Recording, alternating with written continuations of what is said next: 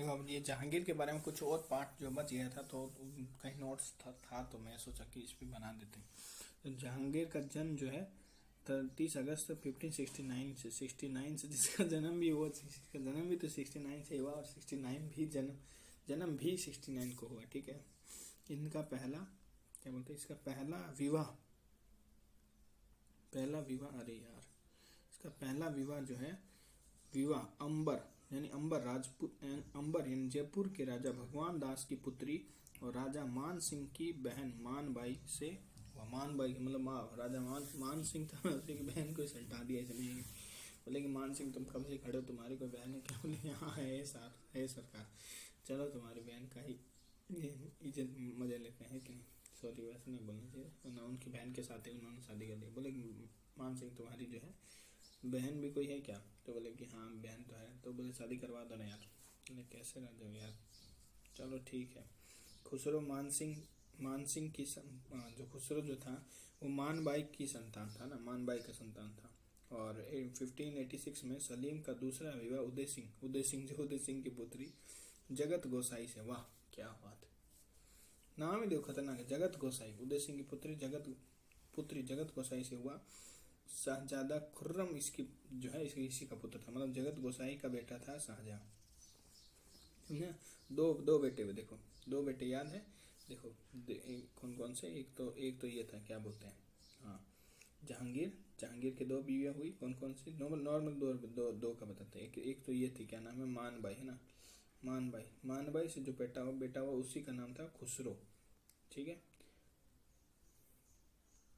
ना। पहले विवाह किया तो उसको बोला कि तुमको तो है ना खुश कर देंगे आज, तो तुम्हारे से जो बेटा होगा ना उसका भी नाम होगा खुसरो, मतलब खुश और रो दोनों एक साथ में नाम है, खुश भी रहेगा और रोएगा भी, खुसरो। ठीक है, तो फिर दूसरी शादी की जगत गोसाई है ना, उदय सिंह की बेटी से जगत गोसाई, उसके जो बेटा हुआ उसका नाम था खुर्रम, और यही जो है बाद में शाहजहां बनता है। ठीक है, तो ध्यान रखना इसकी माँ का नाम जगत गोसाई है ना, खुर्रम शाहजहां।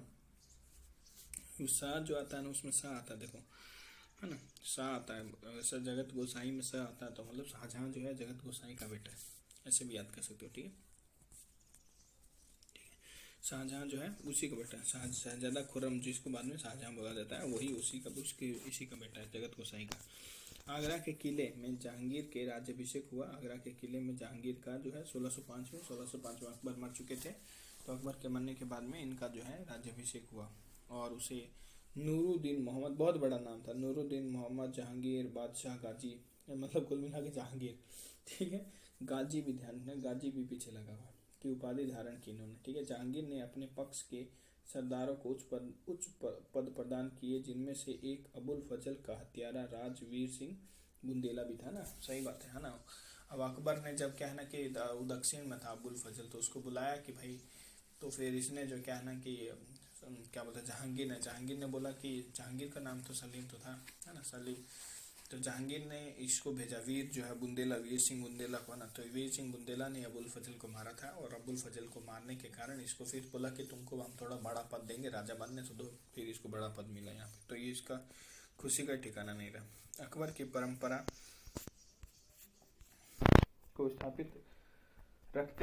स्थापित रखते हुए जहांगीर ने भी अपना शासन उदारता से प्रारंभ किया, और गद्दी पर बैठते ही उसने विभिन्न लोकहितकारी आदेश दिए। ये बात भी सही है। ठीक है, देखो 2 अस्पा और सिंह अस्पा जहांगीर ने चलाई थी। 2 अस्पा और सिंह अस्पा जो है प्रथा जो है जहांगीर ने चलाई थी।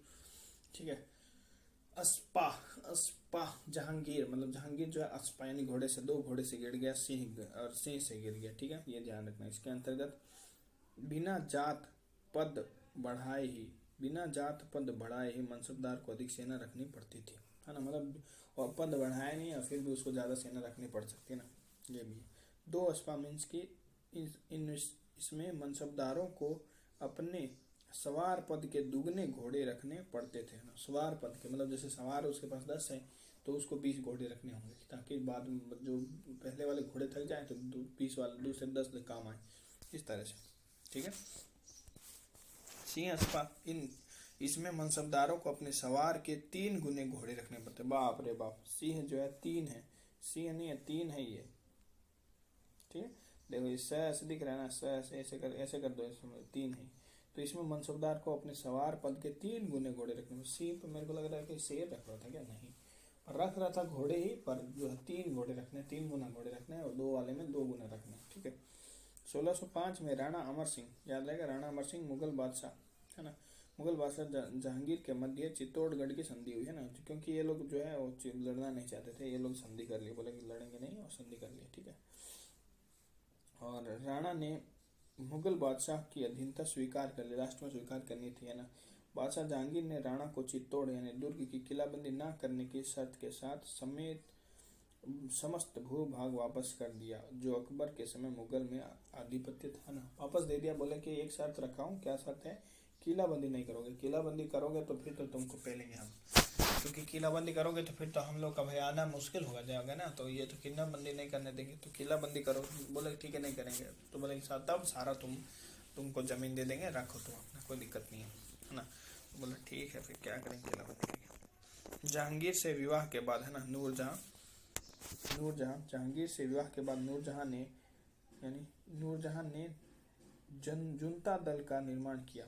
जुनता, नूरजहां ने जूता मारा होगा, इसको ऐसे याद कर लो, पत्नी है भाई, मार सकती है जहांगीर को, है जहांगीर वो कर रहा होगा, बोला कि तुमको नहीं लेके जाएंगे इधर घुमाने, बोले मेरे को घुमाने नहीं लेके जाते हो, सिनेमा नहीं देगा, जूता क्यों मारेंगे तुमको। जुनता दल का निर्माण किया।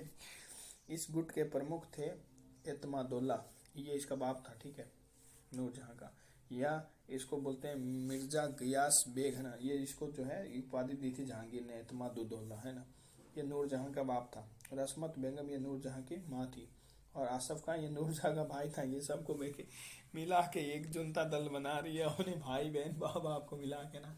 इधर जो है क्या बोलते हैं कि जहांगीर अलग ही बैठा है, और खुर्रम जो है ये बाद में शाहजहां जो है ये, और एक शाहजादा खुर्रम, है ना, खुर्रम जो है किसी और का बेटा, खुर्रम किसका बेटा बताओ, शाहजादा। ये तुम्हारा जगत गोसाई जो है ना, उसकी बेटा, उदय सिंह की बेटी जो थी जगत गोसाई शाहजहां, उसका बेटा।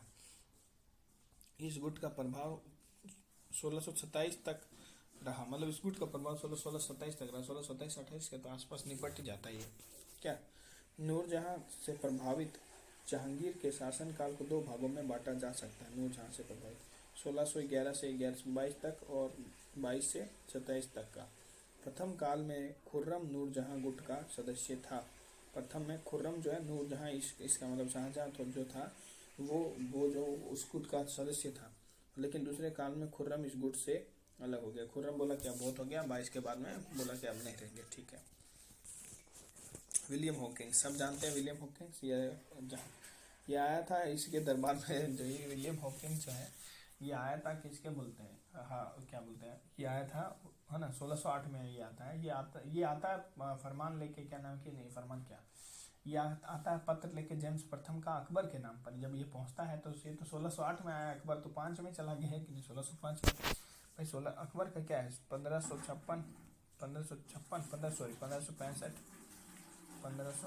से 1605, बस यही है। यहाँ पे ये साफ हो जाता है ना, तो यहाँ तक खत्म हो जाता है अकबर का शासन, है ना। तो अब जो ये पहुँचा है 1608 में, तो अब इसको तो कोई फायदा नहीं होगा, तो यहाँ पे बोले कि अकबर बोले, अकबर का नाम, अकबर यहाँ पे थे, अकबर है नहीं, ठीक है। तो विलियम हॉकिंस जहांगीर के दरबार, तो वो बोला कि अब तब मैं किसके दरबार में, बोले पगला अकबर के बाद कौन आता है, पढ़ा नहीं है हिस्ट्री, बोले कि हिस्ट्री पढ़े नहीं हो, बोले हिस्ट्री पढ़े तो नहीं है, पढ़े नहीं है, तुम्हें बता दो। बोले कि जहांगीर आ गया रे पगला, उसके बाद शाहजहां आएगा, उसके बाद औरंगजेब आएगा, ये बात है। तो जहांगीर के दरबार में भेजा जाने वाला ईस्ट इंडिया कंपनी का राजदूत ये था, और मुगल दरबार में उपस्थित होने वाला यह पहला अंग्रेज था, ध्यान रखना, ठीक है। जहांगीर ने हॉकिंस को इंग्लिश खां की उपाधि दी ना, इंग्लिश खां उसको बोला, पहले बता दिया था, पहले वो जो प्रीवियस वीडियो उसमें भी बताया कि इंग्लिश खां उसको बोला था। इसको फारसी बहुत अच्छा आता था ना, देखकर आर्मेनिया की एक स्त्री से उसका विवाह कर दिया, वाह, मतलब वहाँ पे शादी भी करवा दिया, क्या बात है। मतलब जहांगीर के दरबार में आने वाले दूसरे शिष्टमंडल का नेतृत्व करता थॉमस रो, दूसरा जो थॉमस रो, ये रोते रोते आया, फरमान लेके चला गया ना, ये बोला रोने लग गया वहाँ जाके, ऐसे मतलब ये थॉमस रो जो है 1615 में आया था, और ब्रिटेन के राजा जेम्स प्रथम के दूत के रूप में, ये भी जेम्स प्रथम का दूत था, ये भी जेम्स प्रथम का दूत था, ठीक है। ये 1615 में सूरत पहुंचा, है ना, और जनवरी 1616 में वह अजमेर में जहांगीर के दरबार में उपस्थित हुआ। देखो अजमेर में ध्यान रखना, कहाँ पे, 1616 में वह अजमेर में जहांगीर के दरबार में उपस्थित हुआ। उससे बादशाह के साथ मांडू, अहमदाबाद और अजमेर जैसे अनेक स्थानों पर जाने का अवसर मिला, है ना। बादशाह के साथ घूमने का कुछ देर मौका मिला, है ना। और वह बादशाह के साथ शिकार खेलने भी गया। सोचो अगर वह आगरा में 1 वर्ष तक रहा, सोचो 1 वर्ष तक हो रहा, एंजॉय करता रहा खूब, मतलब इधर घूम रहा है, राजा के साथ महल में रह रहा है, मतलब क्या बोले, मजा है, उसके मजे लग गए है ना। ऐसे तो बढ़िया था। मेरे को हम सोच रहे हम भी चल जाए कहीं राजा के यहाँ, बोलेंगे कि भाई यहाँ से आए, इस राजा के आदमी है, ठीक है। तो ठीक है, कम से कम घुमाएगा तो सही ना अच्छे से, लेकिन चलो बढ़िया है। अब घूम लिया। अब देखो ये एक था पीटर मुंडी, ये अलग ही था। पीटर मुंडी ब्रिटेन का यात्री था जो शाहजहां के समय में, ये लो एक पीटर मुंडी भी है, एक हॉकिंग्स हो गया, एक तुम्हारा रो हो गया, और एक मुंडी हो गया, पीटर मुंडी, ठीक है। इसकी तो है ना भाई, देखो हॉकिंग्स जो किसी के मान लो सर हाथ से, मतलब जैसे कुकर ही है ना, कुकर है, इसको हॉकिंग्स बुला दे रहे हैं, चलो है ना, ये हॉकिंग्स है, ठीक है। ये हॉकिंग्स है, ये किसी के गिर जाएगा तो पाँव पे गिरा तो क्या आदमी रोने लगेगा ना, ज़्यादा रोएगा तुम क्या बोलो, तुम्हारी मुंडी काट देंगे ज़्यादा रोगे तो, ठीक है, डर के मारे, तो ये रोना बंद कर देगा। तो ये पीटर मुंडी ये ब्रिटेन का यात्री था जो शाहजहां के समय में आया था। ये शाहजहां के समय में आया था, ध्यान रखना। वो दोनों जहांगीर के समय में था, है ना। शाहजहां तो ये शाहजहां बोला मुंडी काट देंगे साले तुम ज़्यादा रोए तो, है ना। वो तो ये नहीं, थोड़ा वो अलग ट्रिक है, वो ध्यान रखना। पर ये ध्यान रखना ये शाहजहां के काल में है। फ्रांसिस्को प्लेसर्ट डच, ये क्या बोलते हैं, फ्रांसिस्को प्लेसर्ट जो है ये डच पर्यटक था जो जहांगीर के समय भारत आया था। ये जहांगीर के समय आया था, है ना। तो ध्यान रखना वो वाला ट्रिक एक बार बुला दो, फिर से ट्रिक बनाते हैं। देखो हॉकिंग्स, फिर रो, और ये जो है प्लेसर्ट, मतलब जो है प्लेस पल्सर लेके आया था, ऐसे याद रखो, है ना। हॉकिंग्स जो होता है रोते हुए क्या है, पल्सर लेते आया था, हाँ। रो रहा था क्योंकि उसका पल्सर खो गया है। और ये जो है पल्सर जो है ना बहुत खतरनाक, जिसका आवाज़ जो है ना ढच ढच करता था, इसका आवाज़ जो ढच ढच ढच ढच ऐसे चलता था। और ये तीनों जो जहांगीर के काम है, पीटर मुंडी जो है शाहजहां के काम है। शाहजहां बोले साले मुंडी काट देंगे तुम्हारा, तो भाग जाओ यहाँ से, ठीक है। जो उसने अपनी पुस्तक रिमांस्ट्रेटी में जहांगीर के समय का अद्भुत विवरण लिखा है, ठीक है। उस समय देखो इसका जहांगीर के काल में चित्रकला बहुत अच्छा जगह पे थी, है ना, क्या है कि नहीं, बहुत लोग बोलते हैं ये वाला बात। मुगल चित्रकला जहांगीर के शासन काल में अपनी पराकाष्ठा पर पहुंची, मतलब स्वर्णिम युग था, उसको बोलते हैं चित्रकला का स्वर्णिम युग बोलते हैं, किसमें, जहांगीर के काल में ना। अकबर को इतना पसंद नहीं था, अकबर के जस्ट बाद में जो आता ना उसको चित्रकला बहुत पसंद थी। और अब चित्रकला उसी के काल में सबसे हाई लेवल पे जाती है, हाई पीक पे जाती है। पहले चित्रकारी हस्तलिखित ग्रंथ की विषय वस्तु के संबंध में होती थी, जहांगीर ने उसे इस बंधन से मुक्त कर दिया। जहांगीर के समय के सर्वोत्कृष्ट चित्रकार उत्साद मंसूर इतने मंसूर थे, सोचो इतने मशहूर थे कि दुनिया से लोग जो है उन पे हंसने की जगह उनका देखते थे, मतलब क्या हंस, मतलब जो वो मंसूर थे और एक हसन थे, मतलब क्या हसन था, क्या हुसन था उनका, ऐसे याद कर लो। जो हुसन बनाते थे, मतलब क्या बोलते हैं वो चित्रकारी में क्या हुसन बनाते थे, मतलब ऐसे है, ऐसे जो लड़की बनाएगा और क्या क्या बेली बनाते थे, एक नहीं, मेरे से तो उनके जैसे नहीं बनेगा मान लो, पर जो है वो बहुत सुंदर बनाते थे, इस तरह से कैसे समझ लो, है ना। ये लेडी है, ठीक है। तो क्या हुसन बनाते थे, हुसन से याद हो, ऐसा हुसन बनाते थे कि मशहूर कर देते थे, एक नहीं, ऐसे याद कर लो, ठीक है।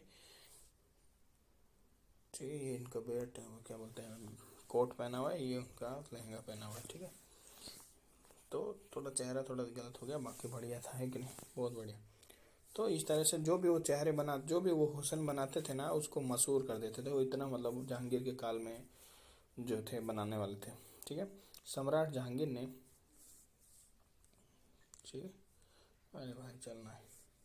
सम्राट जहांगीर ने दोनों को क्रमशः नादिर उल अस्त्र यानी उत्साद मंसूर को नादिर उल अस्त्र और उसे जमा, ठीक है, उसे जमा, ठीक है, उसको बोला कि तुम दोनों जो है अपने अस्त्र जो है जमा करा दो, ठीक है। ये उल है, ये उद्द है, ध्यान रखना, ठीक है। ये देखो नादिर उल जमा, देखो ये याद रखो, जमा हसन कैसे याद रखो, अस्त्र अस्त्र, अच्छा स आ रहा है ना दोनों में, जैसे इसमें अस्त्र में स आ रहा है और इसमें से आ रहा है, इसमें दोनों आपस में सेम नहीं मिल रहा ना, देखो है ना, अस्त्र और मंसूर। ठीक है, जमा क्या करते हैं, जमा क्या करते हैं, हुस्न जमा कर देंगे किसी का, है ना। समा जमा जो है हम लोग कर देंगे हसन को जमा कर देंगे। ठीक है, उपाधि दी थी, है ना। और उस्ताद मंसूर प्रसिद्ध पक्षी विशेषज्ञ चित्रकार थे, जबकि अब्दुल जो है व्यक्ति चित्र में, मतलब ये जो है पक्षी बनाता था मंसूर, है ना। मंसूर पक्षियों के लिए मकसूद था और ये व्यक्ति के लिए। ये हुस्न तो है, हुस्न हो गया, हुस्न इंसानों का ही होता है, वो बर्ड्स के लिए इम्पोर्टेंट था। ठीक है, ये ध्यान रखना। ठीक है, जहांगीर एक उच्च कोटि का लेखक था तथा समालोचक था, है ना। उसने अपनी आत्मकथा फारसी भाषा में लिखी थी, क्योंकि उसी समय राज दरबार में फारसी भाषा चलती थी, तो उसने अपनी भाषा भी फारसी भाषा में लिखी थी। ठीक है, ठीक है।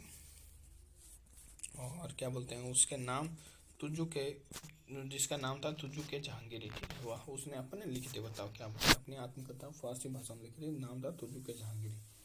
लेवल है भाई उसका भी अपना, क्या है कि नहीं, बिल्कुल बिल्कुल मानेंगे, ये बात तो है कि लेवल तो था यार।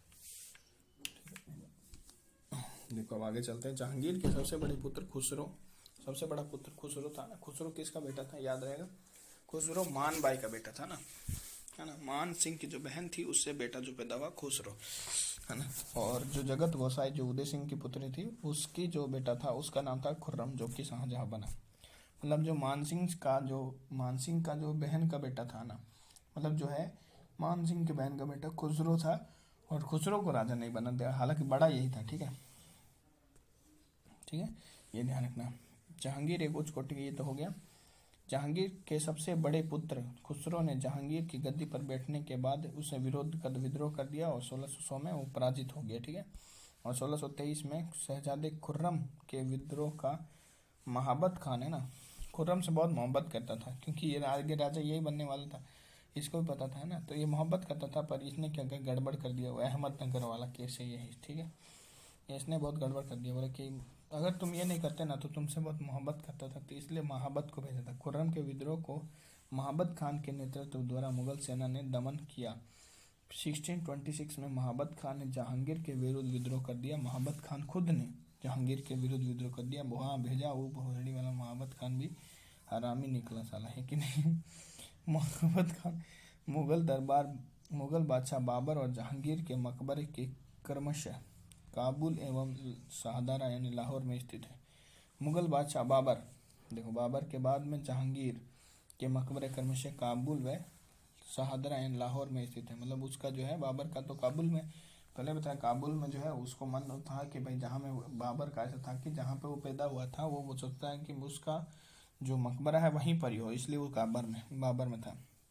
और ये जहांगीर को लास्ट में आता हुआ लड़ के आ रहा था, तो कहीं वहीं पे मर गया था लाहौर में, लाहौर शाहदरा में, तो वहाँ पे उसी का मकबरा बना दिया। ठीक है, ये आपका जो कि देखो ये जहांगीर का तो कहाँ है, शाहदरा लाहौर में, जो कि कहाँ पड़ता है आज पाकिस्तान में, और बाबर का कहाँ है, अफगानिस्तान में, जो काबुल अफगानिस्तान में पड़ता है।